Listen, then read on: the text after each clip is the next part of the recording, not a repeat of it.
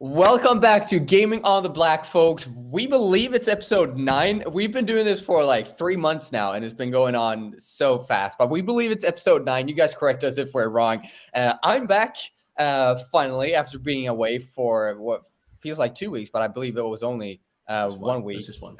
Yeah, exactly. You guys crushed it with the Andrew Wall on last week's episode. I had a lot of fun going through that, and I feel like I gotta show up now and impress because you guys did a hell of a good job with Andrew, and he was an amazing guest. So that was cool. So I'm glad to be back here with you guys. Annie, how are you? Doing all right. It's been a tough week. I've been getting over COVID right now, and so you're going to hear it in my voice. I'm going to try to hold it together for this cast, but all in all, can't complain. Definitely am on the upside now. TSG, how about you, mate? Yeah, chilling, man. I'm excited. Legit just went on like a TikTok spree before I got on this. So I'm excited to kind of put my iPad down, chill out, and then have this conversation with you guys. So I'm really excited. And yo, Will, what's up with your background, man? Did you buy a new house or some shit? What's going on? What's going on?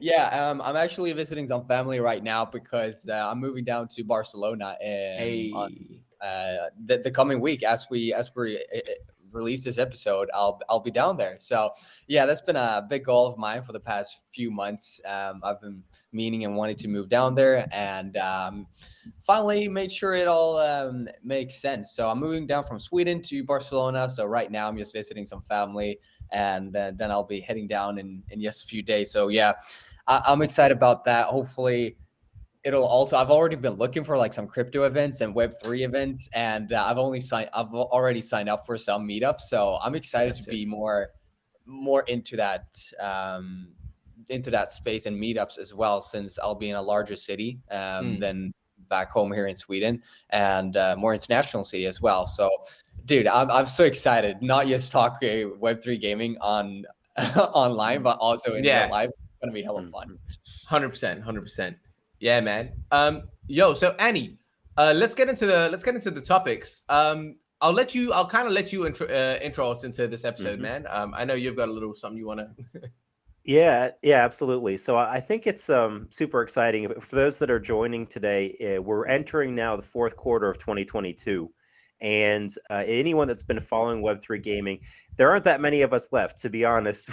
Any content creators have seen their views drop by probably an order of magnitude almost over the last 6 months.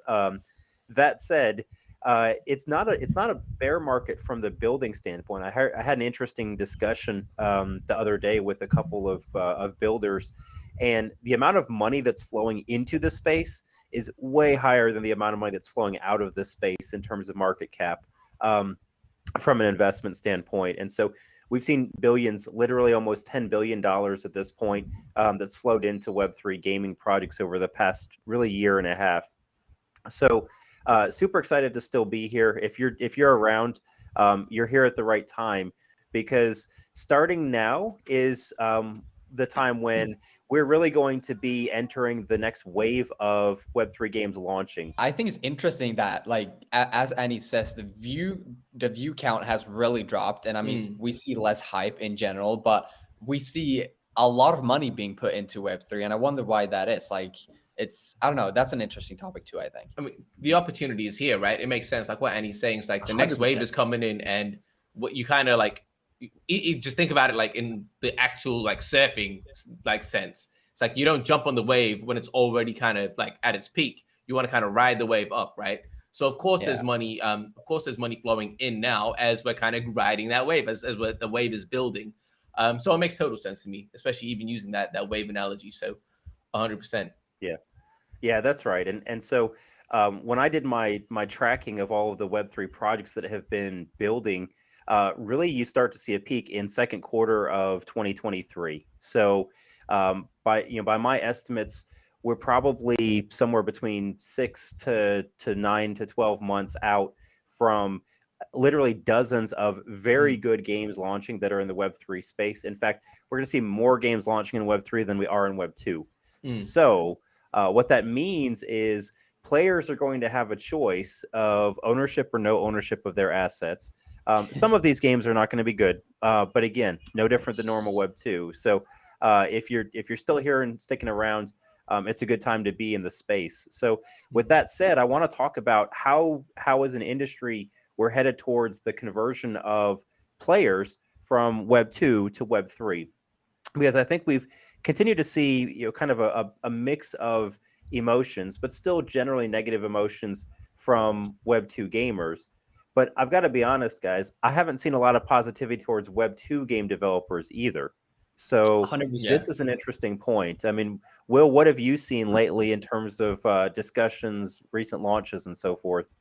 Yeah, I mean, as we speak now, I think it was the release day of FIFA 23, like yesterday or so, and that's a hot one. That's one of the biggest releases of the year, and obviously most for sports fans. But that's one game where the developers and EA Sports get so much shit, honestly, because they barely, and I more than anyone agree with this, they barely improve the game, but they keep making so much money from how addicted people are to the game mode Ultimate Team, where you put money in and you get certain players and such. So FIFA is one that's hot, really hot right now, where you don't see a lot of credit towards the game developers, not at all. What else have we seen? Pokemon's coming out next month. I think next month. Okay, that's a good one. And I just think in general that there's not too many hot games out right now. We see Call of Duty coming out with a new game, of course, Modern Warfare 2 remastered. But me and my friends, like, we're playing old games. Like, I just bought Rainbow Six Siege for the first time, and that game is like 6 years old. And we want to be jumping on GTA 5 again and start playing that more and more. And it's like, none of these games are new, man. Like, where are the good games? Because in 2013, like, I was only playing new games. Like, it was boring to play a year-old game. Like, you had to get new games. But now, I don't know if it's lazy developers or what it is, but not that many hot games, in my opinion. Yeah, I'm not sure. Like, I won't lie. Like, because I don't actually have time to play games anymore. Like, I think Andrew kind of mentioned it last week as well. It's like, yo, after being exposed to this space, even though there aren't any like good games out there or like that AAA quality game that we're used to, just knowing that this is coming, it's so hard. Actually, it's impossible for me to go back just to play a game like now, even though there's nothing for me to play like that I want right now today in Web 3. Like in Web 2, I was just like, yo, I just can't. Like, I just feel like I'm wasting my time. So I'm not too clued up. I try to be clued up. I see the stuff with the slew of delays that have just come out recently with a couple of games. I forget the names, but I know Skull and Bones. Actually, I am a little bit clued up. I'm realizing now. I do keep my eye on it. But like Skull and Bones is delayed. Harry Potter got delayed. There was a bunch of games, like 6 or 7 games, like a whole bunch of games that were meant to be releasing in 2022 that got released. So there's a discussion in Web 2 about whether delays actually delays or whether it's a marketing scheme now, because it's just happening so much. So that's a conversation that's happening. So again, people are kind of losing their trust in these developers, right? It's like, yo, what are you guys doing? Are you guys trying to milk this shit? What are you guys trying to do? Again, I think there's a lack of transparency there. So that's really affecting players. Yeah, so it's going to be a weird one. In regards to actually like onboarding, like Web 2 gamers, I don't know, man. Like, I still think that it's just, we need a good game. I don't think people care about cryptocurrency and shit. Like, again, we can have like a long ass discussion about onboarding, like off ramps, on ramps, shit like that, converting cryptos and shit like that. But really, man, I just think if there's no game like that's good, it's just like, what would it even incentivize? Like, nothing would incentivize you to want to learn, right? It's like the reason someone gets interested in finance, like to learn about finance and investing, is because they can see, there's a benefit to it, right? They can see that there's something like worth putting their time to learn. And I think it's the same with crypto and gaming. It's like, all right, if there's a game that's worthwhile where they're like, all right, let me get out of my comfort zone because I want to be a part of this, they're going to do that. If there's no game out there, like, it doesn't matter how easy the on-ramp, off-ramp is. Like, again, like, no one wants to on-ramp into a shit product. It doesn't matter how good the on-ramp is. No one cares. That's my thought. So it's going to be a weird one, man. Again, I'm really, really excited for, like you say, Q2, Q3, Q4 of next year.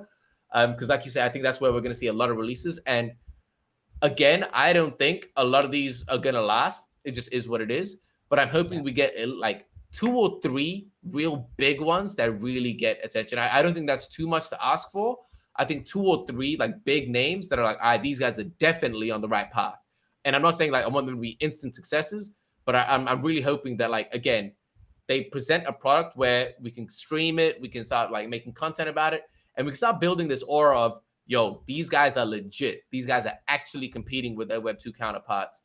That's kind of what I'm hoping for out of next year, like quarter 2, 3, 4. Sorry, that was a bit of a ramble. You guys know I do that, but Annie, yeah. So let me ask this, because we've talked a little bit about the onboarding.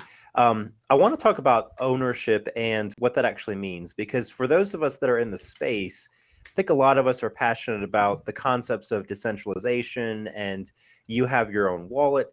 Therefore, you've got your own NFTs in it, and you can do what you want with them. You can, loan them out to people. You can play with them. You can sell them. You can hold them, whatever you want. Do you think that the right answer for onboarding more Web2 gamers is essentially just pure transparency, where they don't even know that there's a wallet behind what they're doing? They don't know anything about the technology. They don't know anything about the marketplace other than that there's just like, an auction house of some kind in their game. And essentially they're just playing. They just have whatever ownership, if they got free to play types of mechanics that they're engaged in with a Web2 game. And we just give them stuff, and it's basically just an inventory block for them. And they can sell it, and the fact that the prices go up and down, and maybe wildly, that it's in the back end being held in Ether or in Sol or whatever, is that the right answer? The games need to just take 100% of the time. Are there different cases where some metagamers want to be like, the game requires that to be you to be more aware that this is purely on crypto? What do you guys think? Will, what's your take on that? TSG, I think I do. It seems like you like this idea, and I do like it too. I mean, I've talked about in the past where WAGMI Games, with the release of their WAGMI defense game, they're doing a very similar thing, which will be a mobile game, one app, and basically all you need to sign up is an email, and then once you start playing the game and they realize like, oh, this guy's coming back, he's coming back in game every day or every week, well, why don't we teach him like what he has like grinded up? He can actually sell that on the marketplace. Like, so, because I think there is a market share, or like a percentage of the market, where mostly us in the crypto space right now, I suppose, where we are in it for not only fun gaming, but also we see the opportunity of earning and owning our assets. And some of us have found our way to Web3 yet, not all. But then there's also just the mass, like the most gamers who just want a game and want to have fun and easy onboarding, not complicating it, whether it be technically on how to sign up, but also like they don't want to even hear the word NFT. They don't want to hear the word crypto. They just want to play the freaking game. And so I think that's a good solution to bring them on board, make it simple. What do you think, TSG? Yeah, well, obviously, like I super agree with this. Yeah, my thoughts are that it's absolutely necessary, but I think actually the way we need to go about it is not like one or the other. I think it's and what I mean by that is like the same way we see like marketing happening now, where there's like multiple landing pages to kind of gauge what's going on. Have a landing page where it is just like for crypto people. Have a landing page where it's for non-crypto people, and in the game itself, like, time is the most important thing, right? Like, we don't want to waste our time. We want things to be as convenient as possible. So I think like the way I look at it is like with gaming on PC now, most games on PC, you can mod them. So just think about that as Web3. So you have a standard game, which is untouched, which is the Web2 version. And you can go deeper and mod it and actually go deeper inside the game and understand what's going on with communities and shit like that. That's Web3. Yeah. So give them both options. It's like, cool. Like, yeah, play the game. We have that custodial wallet. All of that shit's there. It's easy. We don't even need to talk about it. This is just your inventory. Exactly. And then once you decide that you want to get involved with the modding scene, oh shit, by the way, did you know this is actually yours? And then start to kind of do it. But otherwise, I think all game. I don't think this is like a one game should do this. I think all games should do this. 100%. I won't say all games because I don't want to be like super black and white. But I think the majority of games, I'll say that the majority of games should take this route. It's just like, again, people, no one wants to be inconvenienced of, and they don't need to understand this shit. The same way that like we all know that an iPhone or a smartphone has connection to Wi-Fi and a Nokia 33010 or whatever that old phone doesn't. It's like no one's saying, oh, like I'm only going to pick this and understand, like use it once I understand the Wi-Fi. No one cares. As long as they know that the feature comes with it, cool. This is like a feature that benefits me. I'm just going to go with it. You don't need to understand that shit. Same with like blockchain. It's like, oh man, if they just play a game and they realize, oh shit, I can sell this. They don't need to know it's blockchain. They don't need to do shit. It's just a feature. Sell the feature to them. Yo, by the way, you can sell it. Don't use the word NFT. Don't use the word ownership. Don't use any of that shit. You can sell this. Like, done. Like, you can sell it and take money back out. Like, it's not, there's a marketplace for it. Legitimately, that's it. Just market it like that. Yo, there is a marketplace where you can buy and sell. Done. Yeah. And I think sell the feature it's easier than selling the technology. And I think it's easier to get the general consumer to buy into something if they understand how a feature benefits their lives, instead of having them to reprogram their understanding of the world to understand what the technology is and then why it's beneficial. That's too many steps already. But yeah, going back to the actual question, yeah, 100%, man. Majority of games should be doing this. Annie, do you agree, disagree? Yeah, I think so. The one point that has become really clear to me in the past few weeks as I've been talking to builders is that the vast majority, I mean, like 90% plus of people that are still here in Web3 gaming are in that investor class. They're in the metagamer class, because that's really all the people. That's the only reason people could be, because there's no gameplay that's attractive. I mean, sort of by definition, if you're here, you're not an end gamer that most of these games should be trying to attract. And so I think this creates, in some cases, almost an existential risk for a lot of projects, that if they're listening to their community right now, they're going to be wrong. And Correct. As someone who loves the concept of decentralization and DAOs and, councils and governance and so on, this is a really important point that builders need to understand. If you have a community that's made up primarily of investors in your product, people that have your token or that are, part of your seed round, or that, provided equity to your startup, they're not your customers if you're building a game. I mean, a few of them may be crossover customers, but we're talking a small percentage. And so if you're taking your advice in terms of gameplay loops, mechanics, timing, all of these topics from institutional investors, you're going to make a shit game.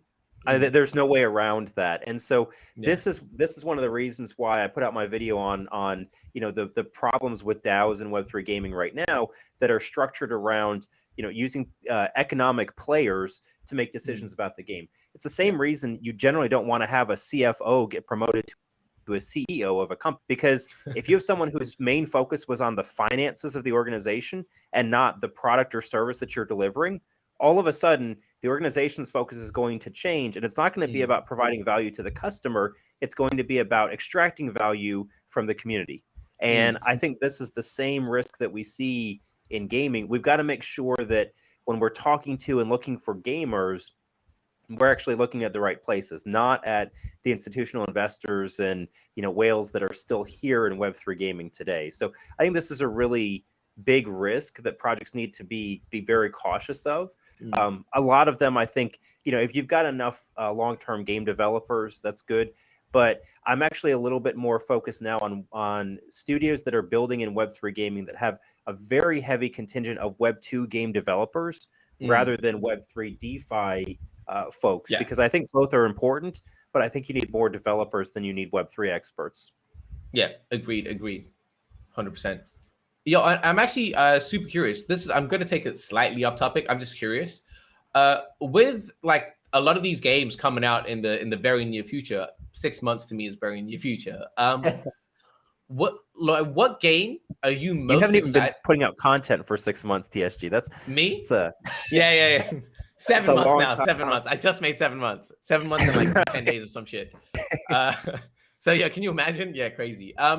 No. So what games? Like what one specific game? Let's narrow it down. What one specific game are you guys really looking forward to coming out in that like 6 to 9 months time frame. Obviously for me it's Illuvium. I don't need to say shit. Am I hoping it's going to come out in that time? I hope so. I'm hoping by Q2, but obviously this is just me kind of guessing. There's nothing internal at all, but I'm hoping 6 months. First 6 months of next year. But what about you guys? Like, is there a specific game? Because I really want to get clued up on other things that you guys are looking at as well. Will, do you want to go with this first? Yeah. So one game, and I don't believe it's coming out in the next 6 months though, but I don't like, the obvious answer is Illuvium, but we already talked so much dang Illuvium on this podcast that that's why I was hoping you guys would come up with another one. Yeah, I'm gonna bring up something else, but I'll mention one game that I'm the most excited about, to be honest. I like Illuvium, but I also love what Ember Sword are doing. Yeah, and I love that RuneScape kind of game, and the different nations that they are bringing up, the different skills that you can level up, and different. I mean, you can go on raids and stuff with your friends. That's something I'm really craving that game, and I'm really craving that kind of game. So I'm really looking forward to Ember Sword. Granted, I doubt that they'll release in the next. When do you reckon? When do you reckon it will come out? I think it's a year out from what I've seen so far. Like, they haven't put out that much yet. I mean, that's what we have seen looks really amazing. It looks really promising, and I do believe it's one of the most promising games in Web3 and most exciting games by looking at it. But so Ember Sword for me. Shorter term research on that. Shorter term, WAGMI Defense is coming out now in October with their public beta. So I'm hella excited for that, because it'll be on the App Store, it'll be on Google Play. So I'm looking forward to that, because it's a mobile game, a tower defense game, and I'm really looking forward to that. And once again, they're doing, I think, Web3 right. Like the onboarding, they're doing it right, and they've got some big names behind them as well. So I'm looking forward to WAGMI Defense. Yeah, sick. What about you, Annie? I know you're definitely going to have something up your sleeve. Like, I'm looking forward to this. The 6 month window is a little bit tough. I mean, six to 12 months again, like till the end of next year. End of next year. Well, if you're giving me a full year, then I've got a list, but fucking hell. So no, narrowing down to one then's tough. So I mean, we'll give you 2 or 3, because I know you've got a lot. Like, I'll give a few for different genres, right? Because for the folks listening, your play style is gonna dictate which of these games might be of interest to you, right? So we talked about Illuvium already. I would say Civitas, if we can go a full year out, they're gonna probably have I would expect a playable version of the game out within the next year. So Civitas, there are 4X strategy games. So if you like Stellaris or the Civilization series or something, but interestingly, they're a cooperative 4X. So instead of you just try and take over the world and expand your own territory and so on, you're working in a sub DAO with other players that each have their own lands as a city. So super interesting. They've got their mint coming up. We'll talk about that a little bit later in the next week. So super bullish on them. Azra, they're gonna definitely have something out in the next year. So they are a combat RPG game. So a lot of focus on individual combat. Their title's called Legions and Legends. And so the idea is you've got sort of legions of armies and characters that you've got to go out and fight others with. In the meantime, you're collecting different components of a behemoth type of creature or type of a war machine. And so that's the Legends component. So the idea is, you build these super powerful war machines, or you have like biological versions of them that you can collect the components to, and then use that in your combat. So that's one. So I would say Civitas, you reckon that like near the end of the year? Azra, what do you think? I think so. Azra, I would guess probably mid next year if I had to just throw time out there right now. I think a deeper look at them. Azra. Yeah, they're good. I think Artiverse, if you're into more like mobile, fast casual gaming, Artie's going to be great. They've got really a beer pong meets a Mortal Kombat title is their first one that's dropping. So they're really leaning into like the young gamer mechanic, like but young with disposable income, so like college age up to like late 20s, which is I think a smart play. Fully mobile enabled. They're gonna definitely have something out by that point next year. And then we talk about Illuvium a lot, so I'll maybe not go into too much detail on them, but yeah, I'm very confident that by that point next year we'll have some meaningful gameplay out. Hopefully the entirety of the overworld. Throw a time out for Illuvium. I'm just curious. What do you think? Because everyone's got different ideas, right? Yeah. So and this is not financial advice and also not inside information. Of course. But I actually suspect it's going to be second quarter of next year for like a full game version. So my thesis on this, just having seen development and knowing how that works, is somewhere between 4 and 5 months after you see overworld beta or alpha versions appear, is when you can expect a normal game, right? That's kind of a typical beta run for a fairly extensive, well-connected world. And so I also think that here in fourth quarter of this year, we're going to get the first version of overworld gameplay that's available, even if it's in more of a limited beta run. And so you can do the math. That puts us then second quarter next year. Incidentally, I actually had this discussion with one of the guilds I'm in this week. If you go back and look at my video about 3 or 4 months ago, when it was still very unclear, I did Monte Carlo regressions to estimate when Illuvium was going to come out based on normal build times for the genre. And surprise, surprise, Q2? Most common time periods are second quarter and third quarter of next year. So we're, the takeaway for me is you're a genius. No, the takeaway, I'll take it. But the takeaway is that the normal development times for games still apply. So if you want to know how long the game that your game studio is building or is going to take to get ready, don't look any further than Web2 gaming. That's what I base that timeline estimate on. And so we shouldn't be surprised that a good game takes 2, 3, 4 years to build out. Yeah, and I think that's actually fascinating because like a lot of these projects, even though they're looking like they're taking around the same amount of time, they don't have like a team like Web2 like studios do. So I think that's super fascinating that does actually kind of match up still. And I think again, like it goes back, I think we've talked about it before about incentivizing your team. Like I know with gaming studios and Web2, a lot of gamers, they have crunch time and shit. And like, if you understand what happens there, it's like they have crunch time. For example, something like a FIFA, they'll have crunch time, be like, yo, we need to get it out. Once that's done, people get laid off and then they start back again. It's like, why would there's no incentive for them to be like, yo, I need to kill it. Whereas in a lot of Web3, they're incentivized with tokens and like things like that, where it's like, all right, like you have equity. Again, essentially, if we're using Web2 terminology, like these developers have equity. So they're actually working harder and they're actually trying to match the same amount of time to build these genres, even with a smaller team, which I think is super fascinating. And again, it goes to what we always discuss about like having like how quickly things build in Web3, right? I think we've found, I won't say a perfect incentive structure, of course, but a much better incentive structure compared to what we've experienced previously in Web2. Yeah. With that though, I'm actually curious, like on your take on security risks, right? Because if we're coming out with a whole bunch of games and we're onboarding a whole bunch of Web2 players, I'm going to assume not all of them, I think it's a safe assumption to make that not all of them are going to be super clued up and do the research on the security risks of partaking in Web3, which unfortunately is a thing. It's not like when there's no running around it or sugarcoating it. It is what it is.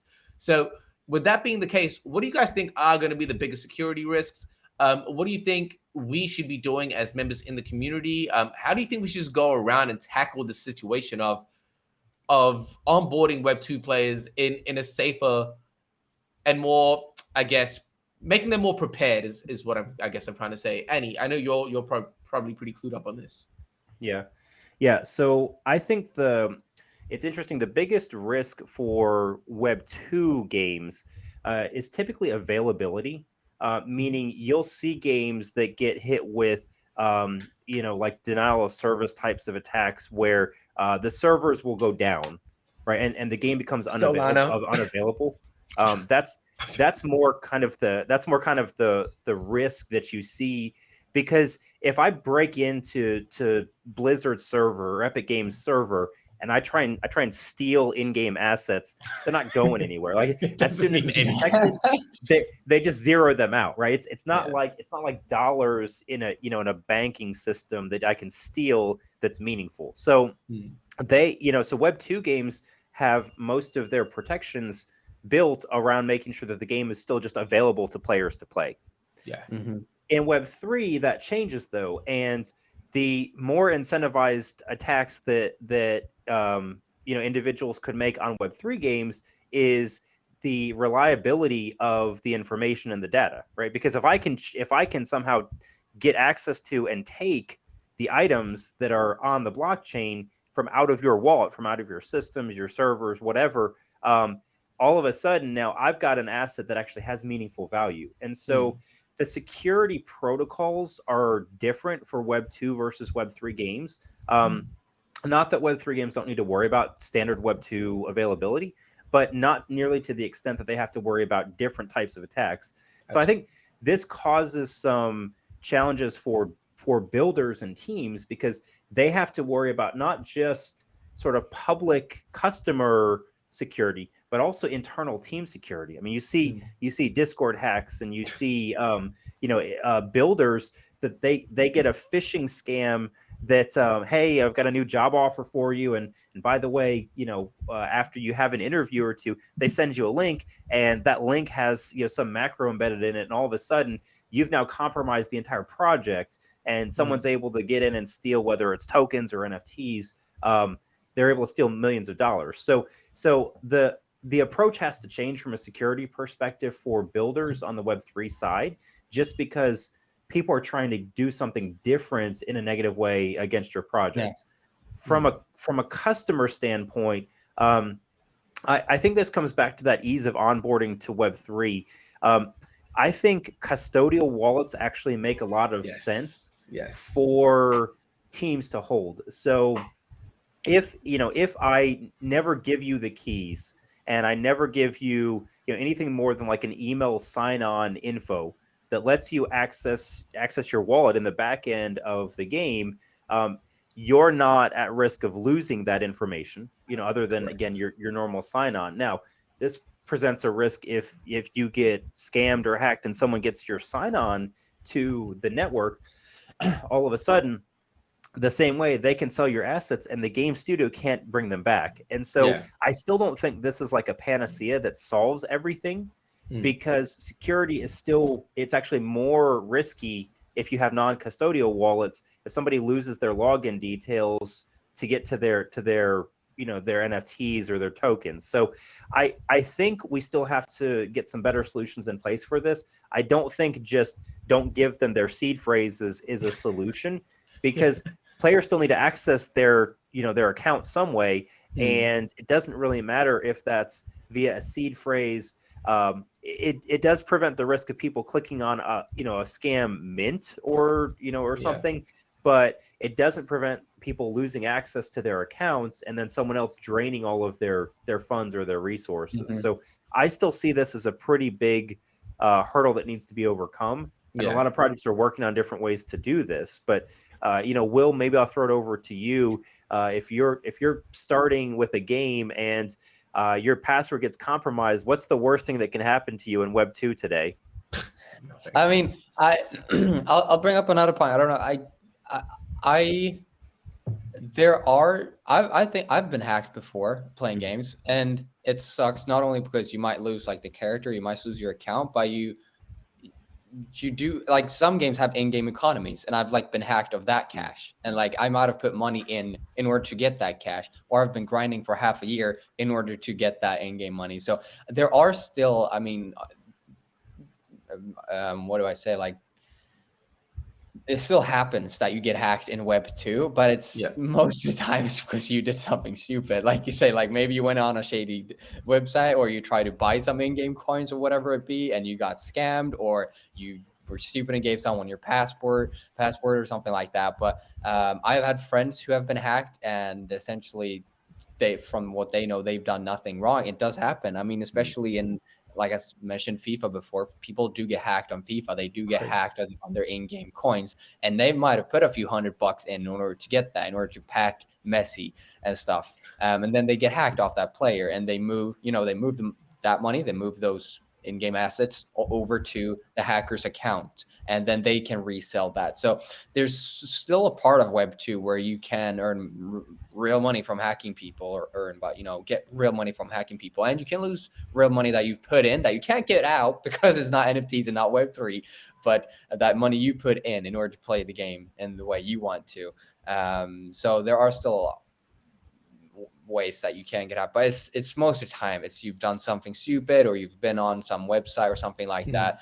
But talking about Web3 security and what that means for us as gamers, it's a question bigger than my knowledge, but it's definitely real. And I mean, I do think that's going to be one of the, once we see real good games come out in 2023, which we predict, they're going to be great games. But we'll also see Web2 gamers be cautious of joining because of the risk of being hacked, I think. TSG, what's your all take? Yeah, like I think Annie, I think you hit it on the head with the custodial wallet thing. Again, it's not a like a fix for everything, that's for sure.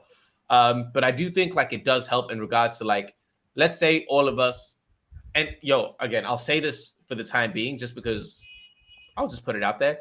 What if, like, even for myself, just for the ease, like convenience, and I don't want to like look after it in my wallet, once I start playing, man, I might just use the Illuvium custodial wallet until the point in time where I want to take something out and sell it. Like, it's much more convenient for me than having to like keep it all and keep track of it and make sure I'm doing everything properly. It's like, Illuvium, I trust you guys, hold it for me. And when I want to like fuse it together, or if I want to sell it, that's when I'll take it. I'll be like, all right, yeah, well, I know I can. Let me do that. And I'm not saying I will do that, but I mean, I can still imagine a lot of Web3 people doing that as well, just for convenience sake, right? Because I think a lot of Web3 people, not a lot, but I mean, I'm sure there are some Web3 people where the game is what's interesting to them and not actually the decentralization and shit. It's like people are just into games. I don't think it's a large majority of people in Web3 currently, because like you say, I think we have a more investor class right now. But I'm sure there is a portion of that. And like one of the benefits of having like something like a custodial wallet is, let's say the custodial wallet does get hacked. You could snapshot from when it was like before it was hacked, ban all those NFTs and kind of remint them in a way where it still like works with everything you have back. And I'm not a developer. I'm just throwing these ideas out. But that's how I kind of see it. It's like, all right, if it happens, you ban it all, put it back in and fix up whatever security breach that was, make sure it doesn't happen again. So I think like things like that do help. Like you say, it doesn't solve everything, because what if someone gets my password, my email password that they still have back? It doesn't solve everything. But I think like to Will's point, I don't think there's ever going to be a point where we do like make everything safe. Like in the real world, like in some countries, walking down the street is safe. In some countries, it's not, right? It's like, safety is never going to be guaranteed 100%. The best we can do is try and like get it to a point where it's like majority of the time, like a high majority of the time, it's safe. And it's like I think apart from that, like the centralized way of looking after people, the other way I think is just education. Again, I'll use that walking down the road thing. It's like in some countries you should know, right? You should be educated to know, all right, this street is a bad street at this time of day. I shouldn't be wearing this. I shouldn't be doing this. I shouldn't be talking. Just be educated on how to maneuver the space, right? Whether that's real life or Web3 or anything like that. And I think that's not our job, our responsibility, but I think it would be good for people like us in the space to be making these, even this conversation is like helping putting that information out there to kind of up the level of education, even if it's in a general sense. And then you have the more specific people, get a ledger. This is how you set that up. Like, cool, we need that as well. 100% we need that as well. But I think having both, right? The same way you have like these type of classes in school or just like at home with your parents and your friends. It's like you have your serious, like in-depth discussions, and you have the general safety discussions. So yeah, I don't think there's any, it's crazy. I generally think I'm optimistic, but when I'm talking to you guys, I tried like to challenge myself at the same time. And as much as I'd love to be like, oh man, I think we're going to live in a world where we're completely safe. I just don't ever see that happening. Like, I don't think we're ever going to be 100% safe. So You're 100% right, and I yeah, like the point you bring up. It's like in regular life too. It's like we're aware of the risks, and like you say, like I'm moving down to Barcelona now, and I'm aware that like it's the pickpocketing capital of the world, So I'm gonna have to be cautious, and I'm okay with that. I'm okay with the risk, and it's like, yeah, cars are dangerous too, and lots of people die in car accidents each year, but we're okay with the risk because of the convenience and because of and gaming, it'll be because of the fun of playing the games. We're okay with the risk because the chance hopefully is smaller than the entertainment. So I love that point that you brought up. We'll be fine eventually with the risk, but yeah, I think it's going to be tough in the beginning. I think a lot of people will be cautious of Web3 because of that.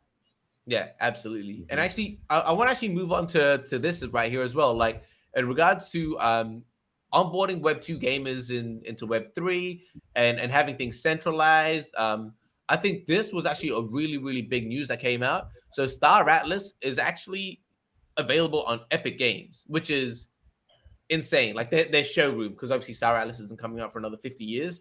But no, but jokes aside, yeah, whenever they do come out, it looks like their showroom, like they've got a partnership with Epic Games, which is insane, considering like we know that Blancos is on Epic Games. It seems like Epic Game a Grit, I think that's the game where it's called, like so it looks like Epic Games is really trying to put themselves in this conversation as like, yo, we are, and whatever like anyone feels about Star Atlas, they're a massive. In my mind, the two biggest names in Web3 gaming today are Illuvium and Star Atlas. Whether you agree with one or the other or both, it doesn't matter. In my opinion, and correct me if I'm wrong, guys, it seems like those two are like the biggest, most ambitious kind of like they're the North Star of what people expect Web3 gaming to eventually become. So having that on Epic Games, I think, is a massive thing. And again, going back into the security side of things, I think these are things where it's like it's really cool to see because it gives credibility, right? If you kind of just say, yo, you have to download this thing to that, that's people are kind of feeling a certain way. Whereas if you say, yo, download it through Epic Store, most people that play PC games have at least heard of Epic Store or they use it already. So I think it kind of like makes them feel a bit safer, right? But what's your take on this, Will? Or Annie, I don't know who wants to jump on this one first.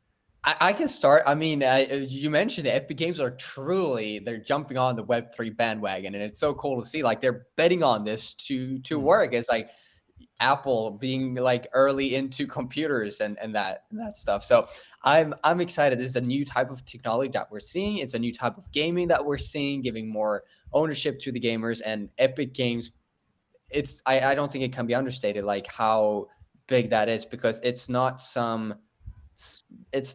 a studio and a company that some people have heard of. It's literally like one of the biggest ones in the entire world, and they've created some of the most popular games in the entire world.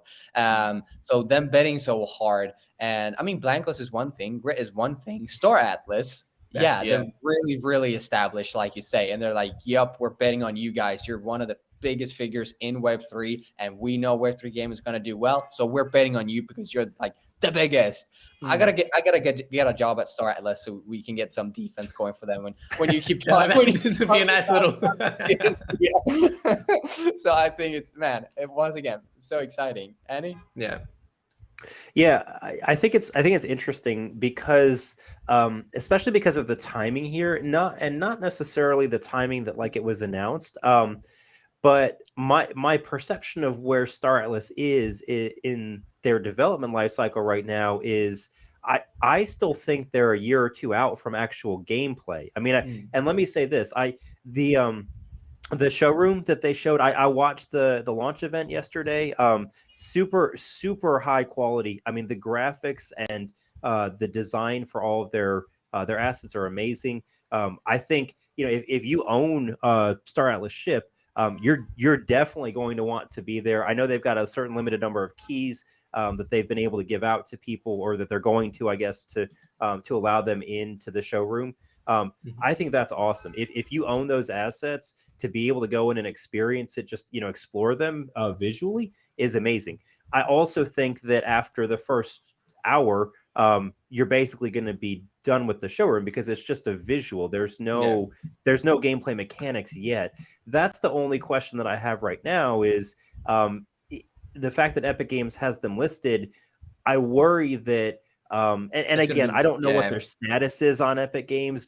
If they have them listed as like just early stage development or something, and it's fully transparent, then I don't really have too many concerns with it. But I do worry that it's probably a little bit too early to be trying to put your project onto a marketplace. I agree. If you're still 5 years out from gameplay launching, which I mean, that's not my timeline, that's their timeline. They're saying 10. We're 5 to 7 years out from the game launching. I mean, that's like putting Grand Theft Auto 7 on Epic Games, right? I mean, not maybe 6 now after their recent leak, but like that's my only concern here. The fact that they've got a partnership with Epic, I think is awesome. I think we need more Web3 studios to be looking at how do we make that onboarding process easier. And so kudos to them for getting that set up. I think they also interesting. They released, I'm going to get the acronym wrong. I think it's like the F kit, where they've got development open source toolkit that they made available for Solana developers. Integrating. So that I think is super exciting. So they're helping a lot of smaller builders in the space to have more tools to ramp up that integration time with blockchain technology. So overall, I think there's definitely some good things coming out of this with Star Atlas. Right now, still for me to be determined if this is more of a positive or negative in the midterm, just because there's not a lot of content out. But if it builds hype around the space, as long as there are, again, projects that are able to deliver soon and including Star Atlas with some meaningful content, then I think it's a good thing. And whether we see, any project is the same way for me, right? Illuvium with GameStop and others that are, really pushing the envelope with these launch pads and platforms. That's where you need to be to begin attracting the Web2 gamers that we talked about earlier in this episode, and not just the investors that are already aware of the Web3 space. Yeah, I think it's fascinating. I'm glad that you brought up the Illuvium GameStop thing. I think it's fascinating that I did say that the two like kind of North Star projects or games in Web3 are both partnered with a Web2, like a large Web2 partner. I think that's very fascinating. And to your point, Annie, it's fascinating. I think the partnership with Star Atlas and Epic Games itself, the partnership is cool. It's a good move. It makes sense. I do agree that having it on the store now, like I've seen like some jokes online, again, the internet meme straight away, and they're calling the showroom like a walking simulator and shit, which I thought was hilarious because it somewhat is. But anyway, yeah, I just thought it was funny. But again, I think, like you say, Annie, and this is something that I've been saying internally, and I'll say it publicly as well, like marketing-wise, like about marketing even Illuvium to Web2 gamers today. It's like, cool.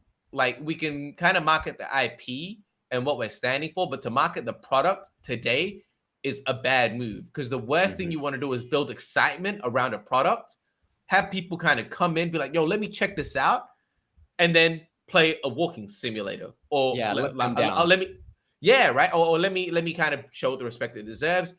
The showroom, they come in and play the showroom, and actually you're not even playing it, you are just moving about and experiencing it. I'll say that. And then what? It's like, yo, I'm so excited. All right, cool. I can wait for 6 months. Yo, I can wait for a year. Cool, no problem. Yo, I need to wait for 2 years. Yo, I need to wait for 5 years. Man, 5 years? If someone is 20 now, they're going to be 25. If anyone understands how much a person changes in 5, and that's what they're saying, 5 years. Yeah. I'm thinking it's going to be 7 to 10 at least. And think about it. If you're 20, yo, you'll just imagine the mindset of a 20-year-old. Yo, I'm single. Yo, I want to go out and like get whipped, like whatever, find a partner, whatever it is. Like, I want to smash. I want to get drunk. Like, yo, when they're 30, again, I'm generalizing here, but it's like when they're 30, it's like, yo, I'm married now. Yo, I'm thinking about kids. Yo, I need to think about my finances properly. So getting someone excited about that product now, like, it just makes no sense, right? It's like, well, what are you really trying to do? And I think it could lead to some negative, long-term negative effects. And I think we do need to be aware of that. And that's why I'm kind of glad that Illuvium isn't like pushing the product with GameStop right now. It's more just like the merch and like the IP. That kind of shit kind of makes sense to me, where it's like, yo, check this out. Like, check this out. These are the characters we're building, like this and that. But yeah, so that's something that I think about a lot. I don't know if you guys have anything else to add. Yeah. I'm glad you guys. I mean, I'm glad you guys brought that up. Obviously, I was all for it. You guys do bring up a point where it's like, yeah, it's on their store right now. And I went on and I looked like to find the info I could. Like maybe they had like a small release there, like expected in 2025 or like anything, and all it said was like coming soon. I'm like, that's how people are gonna be let down. You know, 2025 is hopeful. Is it though? You know, is it though? Soon. What is soon? Yo, definition of soon. A decade from now. Like, yo, what? Can you imagine? Yeah. I'll meet you there. I'm coming there soon. Yo, come there 10 years later. Yo, what the fuck does soon mean to you?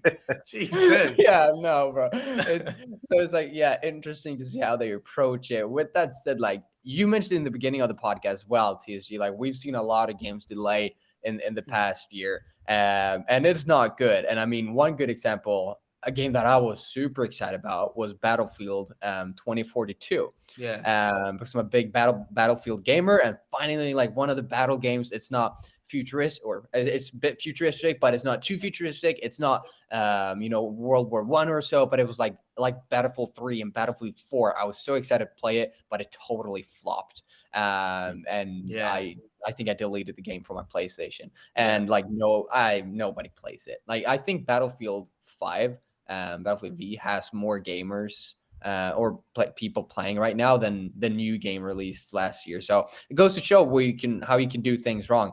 But I have faith that EpicGames and Star Atlas too, of course, but I do have faith in EpicGames that they do the right approach with this, because they are also aware that Star Atlas is not going to be coming soon, and they've got to do it in the right, market it in the right way here. They've acquired it, or like it's on the store, so let's see what the next move is, in my opinion. But it can be good. They can also do it bad. And here's my point to that. I don't want it to be as people are looking toward EpicGames, huge audience, and then they see Star Atlas as like the Web3 game and like the most famous game for Web3, but it's in 7 years, and people are going to be, just even more negative to Web3 because of that, and what they see with Star Atlas, if that's the case. But I do have faith in EpicGames doing it the right way. Yep. And let me say too, because I think this comes off negative. I just mentioned earlier on this cast, to build a good game takes time.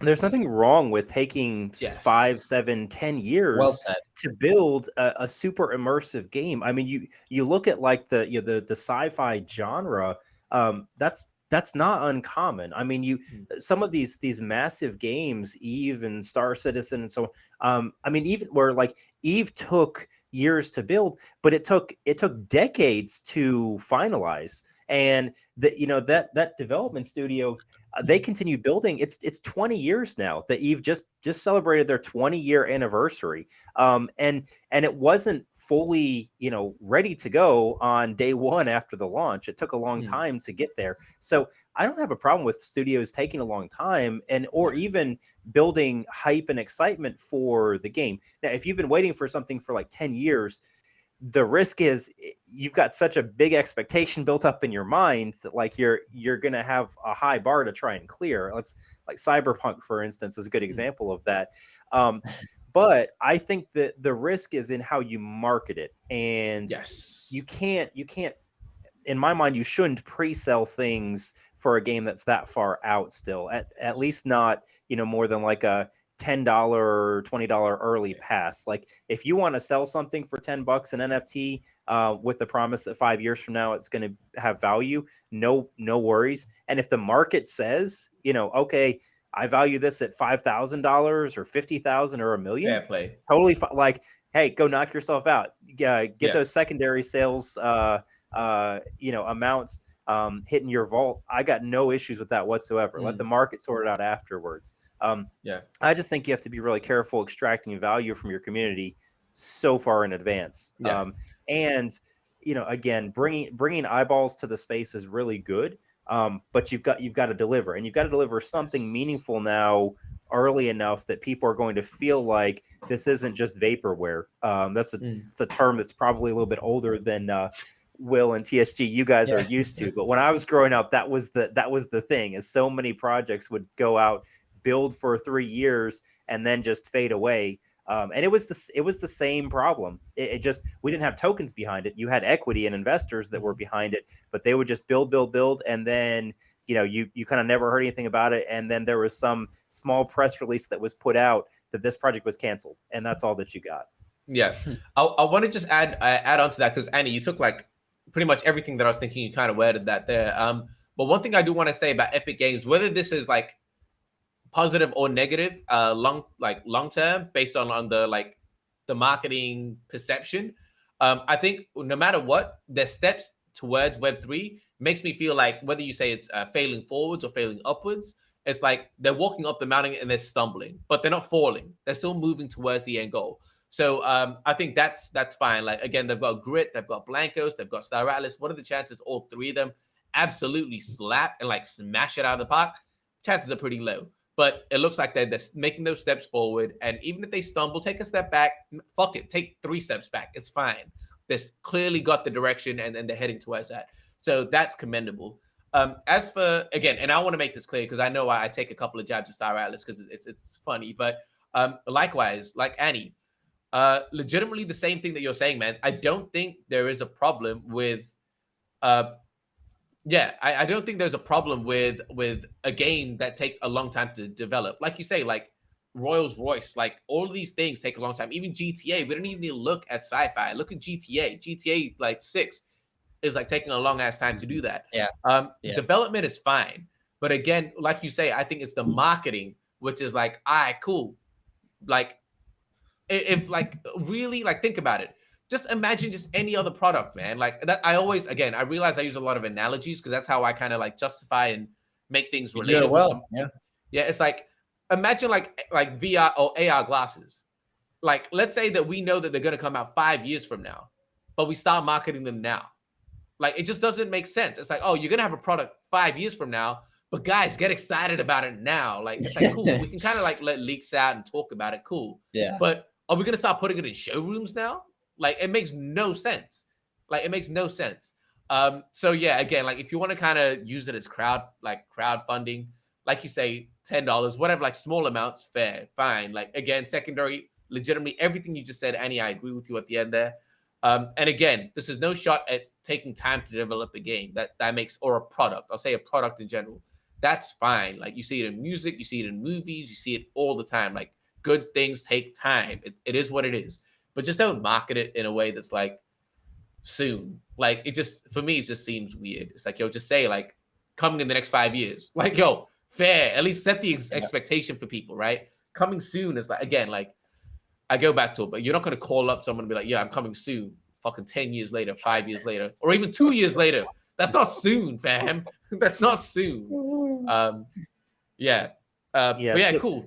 No, so let's maybe transition as we're getting to the end of the cast today. I want to add a new segment in that we run through each week, which is kind of a quick hitter segment. These are just some general news points that we've seen in the space. And for this week, it's been a busy week. The last week of September was wild, frankly, from a Web3 standpoint. So we already hit on for a while Star Atlas launching their showroom functionality. A couple other points I wanted to mention. So for those that are following Azra Games, they actually had their mint. And you want to talk about building hype in advance, and then really having a pretty easy entry point for your community. They actually had a free mint of their initial characters. So their Hopeful is the name of their Genesis characters, was launched this week. They had about 5,000 of them free mint, and in total, they've got over 900 ETH in secondary sales now in the market since Wednesday. So time of recording, let's call it 3 or 4 days from then, basically. Almost we're approaching 1,000 Ethereum in secondary sales. Crazy. If you're able to build interest in your product, doesn't matter how much you sell it for initially, if you're taking those secondary fees from people trading and buying them, that means you've got some interest in the project. And again, at that point, it's fully on the people that are buying and selling, right? You didn't charge them anything for it other than, it's like $3 in gas is what I ended up paying for my free mint. market. Let the free market do its thing. Yeah. Yep, exactly. So big props to the Azra team for a successful mint this week. I think a lot of interest in that project. That's the Star Wars Galaxy of Heroes development team that's there building their Legions and Legends game. TSG, you want to talk about Illuvium? You guys had some pretty big news this week with Private Beta 2.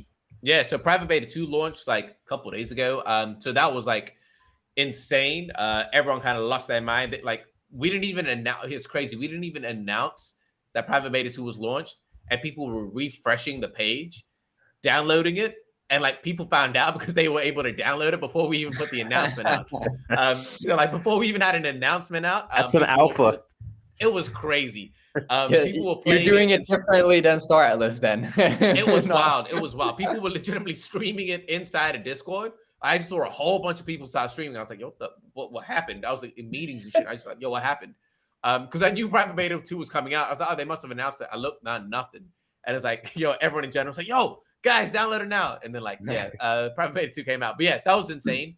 A lot of people are really interested to try it out. I've got some new people coming in to play it, which is sick. I'm really excited for people. I feel like Private Beta 1 was cool. It introduced you to the gameplay. Private Beta 2 was actually like, yo, let me play the game. Let me like experiment and develop strategies. It's a much like more, it's a deeper experience. I'll say that. Yeah, the augment mechanics make it very much more immersive, and it's got replayability value now.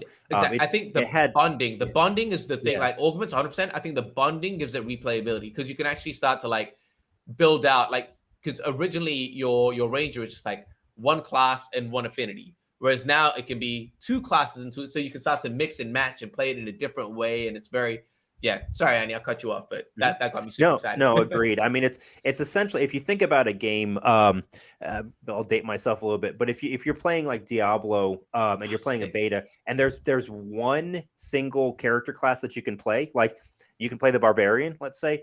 That's it. Like, you're going to go in and play the game. But eventually, if you're not wanting to play a barbarian playstyle, you're okay. That's fine. Like, I'm waiting for the full game though. But when all of the classes are out, if you got 5 or 7 or 10 different playstyles that you can build around, all of a sudden now you've got interest in playing it more often. And so that's for me where Illuvium went from Private Beta 1 to Private Beta 2 is now there's actual replayability. I would and will play it just for fun at this point. I still want to own my own Illuvials. So we got a ways to go to get there. But I think it's showing that there's definitely a lot there in the auto battler space. Yeah, I agree with you, man. Like, again, I can't play as much just because I'm super busy. Like, it sucks seeing everyone else play, and I'm like, oh fuck, I always want to finish my work so I can play. But yeah, man, it's me playing now. It's like, oh, it's fun, but it goes to the same point. It gets me excited now. It's like, yo, I really want to like own these things. Like, because when you play the private beta, they might give you one ram fire or one thing. I was like, yo, I want 3 of them. I want to capture them. And like, I really want to have that feeling of building my personal deck. And the other thing with Illuvium that came out was Illuvidex version 2. Right. So the marketplace kind of got updated. So a whole bunch of things there. There's a little competition there about giving out Illuvitar discs for people that make like you do any transaction from now until October 5th, I think it was. So that's the thing. There's so much there. Illuvium, like I think this quarter for Illuvium is going to be a very, very exciting time for anyone that's interested. Yeah, no, it's interesting. I actually had some pretty extensive discussions this past week with developers that are building another marketplace tool on IMX. We could talk about this later, called Ownablex. And essentially, it's a whitelist approach where small and medium-sized projects that don't want to build their own Illuvidex, like you mentioned here, TSG, if you don't want to build that entire infrastructure, they've got basically off-the-shelf capabilities that you can plug and play into your game You add the branding because it's white labeled for your product, and off you go. So I think this is a good example of what a lot of projects are needing in this space to help speed up that development time frame, so they can focus on the gameplay and the economic interactions. Another piece of news for the week, Civitas. This is coming up, so by the time you're watching this video, it will be very close. Civitas has their public mint going on October 4th. Very interested in this. This is the 4X genre cooperative game. A lot of the developers from that actually came from EVE Online. So they're based in Iceland. So for those that are familiar with those development studios, very keen to see how it goes. They're running a Dutch auction for a 2-day long window. And then at the back end, they've got a number of whitelist spots for any that didn't mint out during the Dutch auction. So should be very cool. Looking forward to that. Little alpha, check out my channel this week for some content with Kent, the CEO of Civitas. Yeah, and we're regarding that, we've also got an AMA with Kieran and Kent. So that's going to be, there's a lot happening there. That's going to be crazy. Yo, this is a random one. I'm just going to bring this up, just like, yo. So I honestly don't know how to react to this. So Walmart launched some immersive experiences in the Roblox metaverse. I don't know like what to say about it. It's cool that again, Web2 companies, big companies, Walmart is massive, is looking at Web3.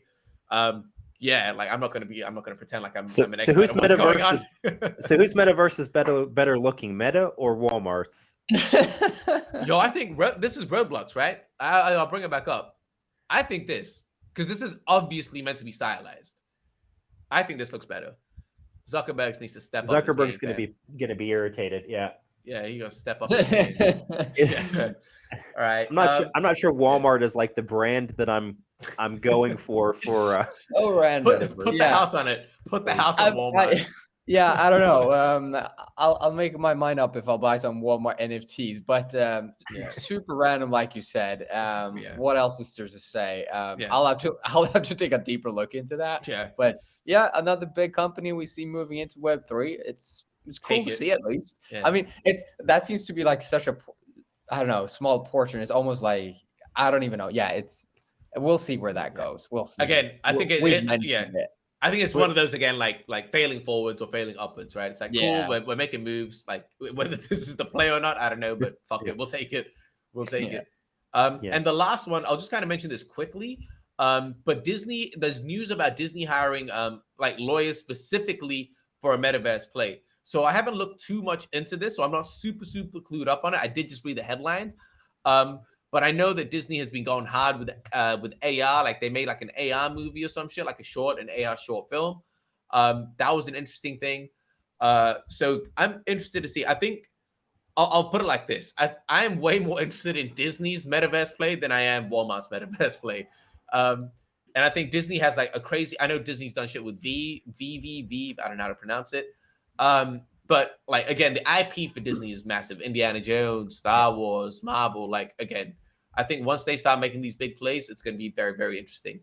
But yeah, cool. I think the last thing, sorry, I misread this. The last thing we have is, we've got another game coming up, right, Annie? Yeah. So for those that are interested in tower defense, Will, you mentioned WAGMI earlier. Omega Royale is now in their play to mint phase of their game. So I played in the very first sort of pre-alpha version. It's actually very, very well done. Can confirm that I don't have enough hours to be able to play it all. They're in play to mint, which means that their top 100 players during this phase, they're actually going to get in-game rewards as soon as the gameplay launches. So definitely check out Omega Royale. In addition, you see the tweet here. They've announced their second map. So this is what you see on the screen is not the primary map that's being used for the current competition. It's going to be a secondary one. So definitely check it out. The other part that I'm interested in is this first version is single player, but their final game is going to be a multiplayer MOBA tower defense style game. So super excited because the development team has already shown really good quality in what they've put out so far. Yeah, there's a lot. I'm excited about playing that game. I gotta test it out. So I like this new section and segment as well of the gaming news roundup. Thanks for bringing that up, Benny. We'll have to keep doing that because there's topics that we want to dive deeper into and that we talk throughout the whole podcast. But I think there are some like small things that are worth mentioning and worth bringing up, and I think this is perfect opportunity to do so. So we'll keep this going. We can't talk for like 40 minutes about Walmart. That's it'll be hard. I mean, once Zuckerberg releases anything more than one picture of his metaverse and of his character, and we see a bit more of Walmart, then we can do so. But cool. So far, I like this gaming roundup stuff. Yeah. That's episode 9 from what we can remember. It's episode 9. Once again, we've got the clip channel where we do our best to upload as many clips as we can from the podcast, especially now with I love the gaming news roundup. We'll put more stuff on the gaming on the Block clips channel. We've got the highlights there if you just want to watch small sections of the podcast episode.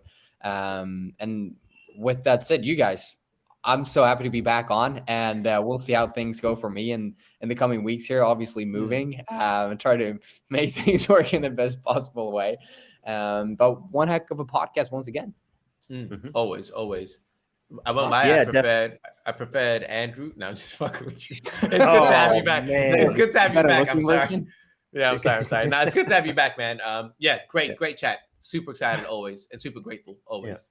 Awesome. Definitely. You guys, gaming on the Block is back. You got the link for the Clip channel down below. You've got the link for the co-host channel, Annie, TSG. All of our channels are down below in the description. Make sure you subscribe to keep up with the most of Gaming on the Block. With that said, we appreciate you watching, and we'll see you guys in the next episode.